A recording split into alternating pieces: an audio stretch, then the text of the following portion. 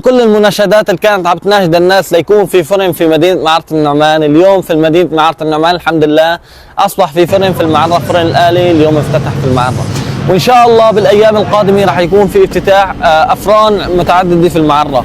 والحمد لله شكرا لإدارة المنطقة بمعرة النعمان بريف معرة النعمان اللي عملت على هذا الأمر إنه تكون في تأمين فرن للمعرة، شكرا لهم.